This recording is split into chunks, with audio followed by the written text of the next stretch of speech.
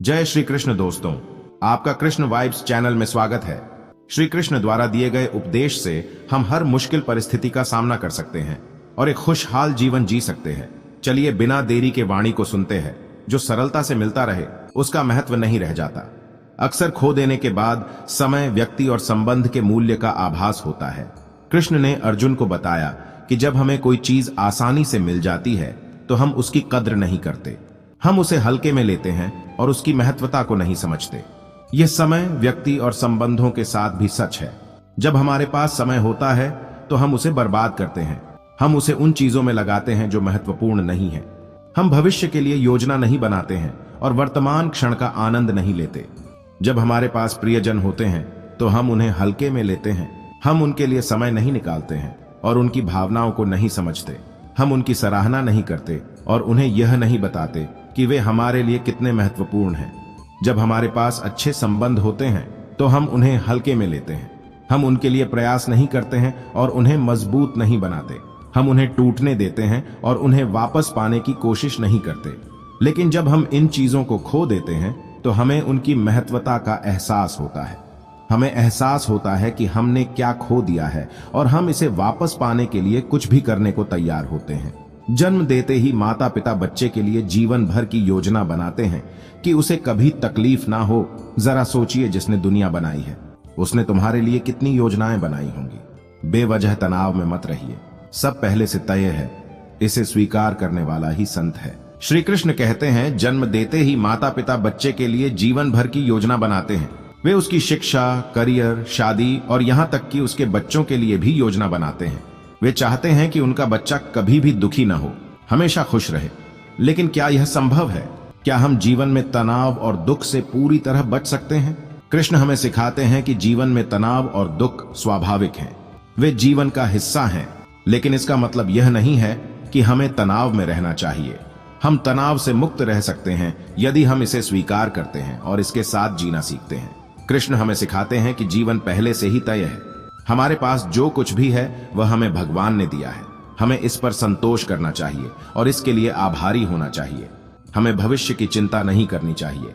हमें वर्तमान में जीना चाहिए और इसका आनंद लेना चाहिए।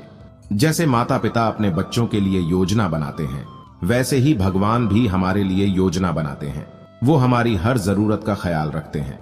हमें बस उन पर भरोसा करना चाहिए और उनके प्रति समर्पित रहना चाहिए।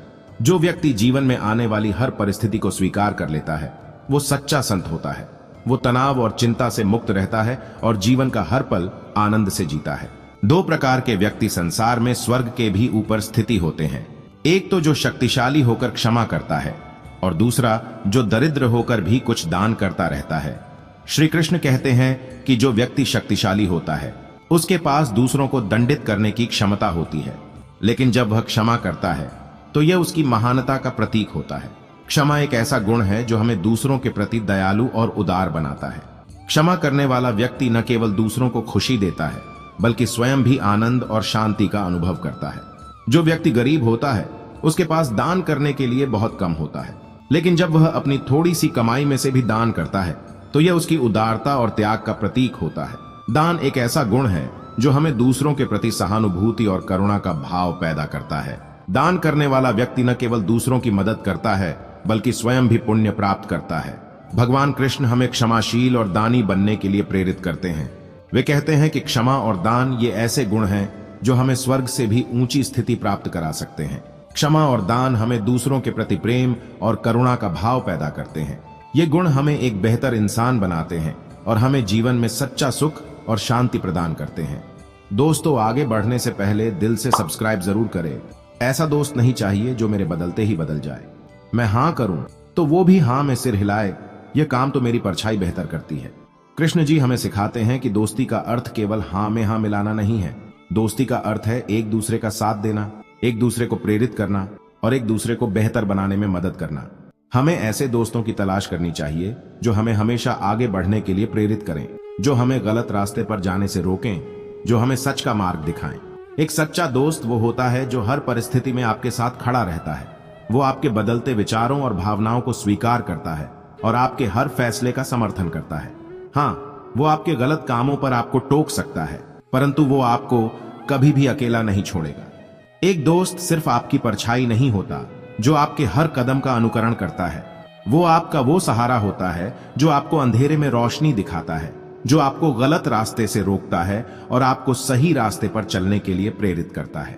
जिस तरह मधुमक्खियां सबसे मजबूत और सूखे फूल से शहद निकाल लेती हैं, उसी तरह समझदार व्यक्ति कठिन परिस्थितियों से भी अपना फायदा निकाल लेते हैं। श्री कृष्ण कहते हैं, मधुमक्खी एक छोटा परंतु अत्यंत मेहनती जीव है। यह हर फूल से मधुर रस इकट्ठा करती है, चाहे वह कितना भी मजबूत या सूखा क्यों ना हो। मधुमक्खी अपनी मेहनत और लगन से मुश्किलों को पार करती है और मीठा शहद बनाती है। इसी तरह एक समझदार व्यक्ति भी कठिन परिस्थितियों में भी अपना फायदा निकाल लेता है। वह मुश्किलों को चुनौती के रूप में स्वीकार करता है और उनसे सीखने का प्रयास करता है। वह हार नहीं मानता और लगातार प्रयास करता रहता है। भगवान कृष्ण ने भी अपने जीवन में कई कठिनाइयों का सामना किया। उन्होंने इन कठिनाइयों को हराकर जीवन में सफलता प्राप्त की। उनका जीवन हमें प्रेरणा देता है कि हम भी कठिन परिस्थितियों में हार न मानें और लगातार प्रयास करते रहें। श्री कृष्ण का यह उपदेश हमें जीवन में सफलता प्राप्त करने के लिए प्रेरित करता है और हमें सिखाता है कि हम कठिन परिस्थितियों से भी लाभ उठा सकते हैं। बुराई बड़ी हो या छोटी हमेशा विनाश का कारण बनती है, क्योंकि नाव में छेद छोटा हो या बड़ा नाव को डुबा ही देता है। श्री कृष्ण कहते हैं, जैसे नाव में छोटा सा छेद भी उसे डुबो सकता है, उसी तरह छोटी छोटी बुराइयां भी हमारे जीवन में बड़ा विनाश ला सकती हैं। झूठ बोलना, चोरी करना, दूसरों को परेशान करना, ये सब छोटी छोटी बुराइयां लगती हैं, लेकिन इनका प्रभाव धीरे धीरे हमारे जीवन को नकारात्मक रूप से बदल देता है। जैसे नाव डूबने से सभी यात्री डूब जाते हैं, उसी तरह बुराई के प्रभाव से सभी लोग प्रभावित होते हैं। जब हम बुराई करते हैं तो यह न केवल हमें बल्कि हमारे आसपास के लोगों को भी नुकसान पहुंचाती है। कृष्ण कहते हैं कि जब हम छोटी या बड़ी बुराई करते हैं तो हम खुद को हानि पहुंचाते हैं। बुराई का कारण हो या छोटा हो, उसका परिणाम हमेशा अनुचित होता है।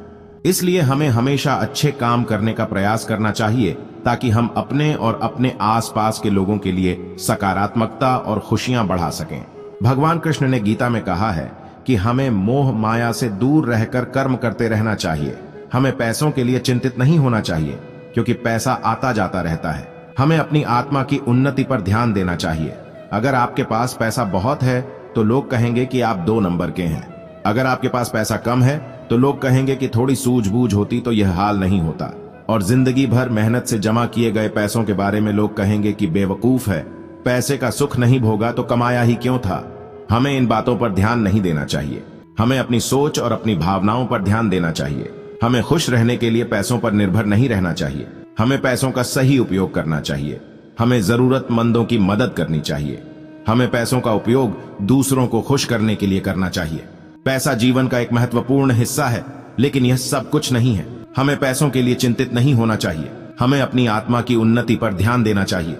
श्री कृष्ण ने कहा है कि अभिमान और सम्मान 2 अलग अलग भावनाएं हैं जो हमारे जीवन में महत्वपूर्ण भूमिका निभाती हैं। अभिमान तब आता है जब हमें लगता है कि हमने कुछ काम किया है, और सम्मान तब मिलता है जब दुनिया को लगता है कि आपने कुछ महत्वपूर्ण काम किया है। कृष्ण हमें सिखाते हैं कि हमें अभिमान और सम्मान के बीच अंतर करना चाहिए। हमें अपने कार्यों पर गर्व होना चाहिए, लेकिन हमें दूसरों से सम्मान की उम्मीद नहीं करनी चाहिए। हमें अपना काम बिना किसी अपेक्षा के करना चाहिए, और यदि हमें सम्मान मिलता है तो हमें इसे विनम्रता से स्वीकार करना चाहिए। कृष्ण हमें सिखाते हैं कि हमें अपने काम पर ध्यान केंद्रित करना चाहिए, न कि दूसरों की राय पर। हमें अपने लक्ष्यों को प्राप्त करने के लिए कड़ी मेहनत करनी चाहिए, और हमें दूसरों की नकारात्मक टिप्पणियों से विचलित नहीं होना चाहिए। कृष्ण हमें सिखाते हैं कि हमें विनम्र रहना चाहिए, भले ही हमने कितना भी बड़ा काम क्यों न किया हो। हमें दूसरों का सम्मान करना चाहिए, और हमें कभी भी घमंडी या अहंकारी नहीं होना चाहिए। कृष्ण हमें सिखाते हैं कि हमें अपने काम का फल भगवान को अर्पित करना चाहिए। हमें अपने कार्यों का श्रेय खुद को नहीं देना चाहिए, और हमें हमेशा भगवान के प्रति कृतज्ञ रहना चाहिए। कृष्ण की प्रेरणा हमें सिखाती है कि हमें अभिमान और सम्मान के बीच अंतर करना चाहिए। हमें अपने काम पर ध्यान केंद्रित करना चाहिए, न कि दूसरों की राय पर। हमें विनम्र रहना चाहिए, और हमें अपने काम का फल भगवान को अर्पित करना चाहिए। मदद करने के लिए धनी होना जरूरी नहीं, सिर्फ मदद करने का इरादा होना चाहिए। कृष्ण हमें सिखाते हैं कि सच्ची मदद धन दौलत से नहीं, बल्कि हमारे सहयोग और समर्पण से होती है। जरूरतमंदों की सहायता करने के लिए धनवान होना अनिवार्य नहीं है। यदि हमारे मन में मदद करने का भाव है तो हम अपनी क्षमता और योग्यता के अनुसार सहायता कर सकते हैं। जब सुदामा, जो कृष्ण के बचपन के मित्र थे, गरीबी में जीवन जी रहे थे, तब उन्होंने कृष्ण से सहायता मांगने का निर्णय लिया। सुदामा के पास कृष्ण को देने के लिए कुछ भी नहीं था, सिवाय कुछ चावल के दानों के, लेकिन कृष्ण ने सुदामा का स्वागत किया और उन्हें सम्मान दिया। उन्होंने सुदामा की गरीबी को दूर करने के लिए उन्हें धन और समृद्धि प्रदान की। श्री कृष्ण कहते हैं, नियत अच्छी हो तो नसीब कभी बुरा नहीं होता, का अर्थ है कि यदि हमारे इरादे और कर्म अच्छे हैं तो हमारा भाग्य भी अच्छा होगा। इसका मतलब यह नहीं है कि हमें भाग्य पर विश्वास करना चाहिए और कर्म नहीं करना चाहिए। इसका अर्थ यह है कि यदि हम अच्छे कर्म करते हैं तो हमें निश्चित रूप से फल मिलेगा, चाहे वह तुरंत नहीं मिले। सकारात्मक सोच का प्रभाव भी भाग्य पर पड़ता है। यदि आप सकारात्मक सोच रखते हैं तो आप अच्छे कर्म करेंगे और आपके साथ भी अच्छा होगा। नकारात्मक सोच से बचें, क्योंकि इससे आपके भाग्य पर बुरा प्रभाव पड़ सकता है। नियत अच्छी हो तो नसीब भी हमारा साथ देता है। हमें हमेशा अपनी नियत पर ध्यान देना चाहिए और अच्छे कर्म करते रहना चाहिए। कृष्ण की प्रेरणा में हमें हमेशा सच बोलना चाहिए, सदाचार का पालन करना चाहिए, दूसरों की मदद करनी चाहिए और ईश्वर में भक्ति रखनी चाहिए। दोस्तों, आपने यहां तक वीडियो देखी है तो मुझे विश्वास है कि आप हमें जरूर सब्सक्राइब करेंगे और कमेंट में जय श्री कृष्ण जरूर लिखे। दोस्तों, मिलते हैं नेक्स्ट वीडियो में। Thank you for watching.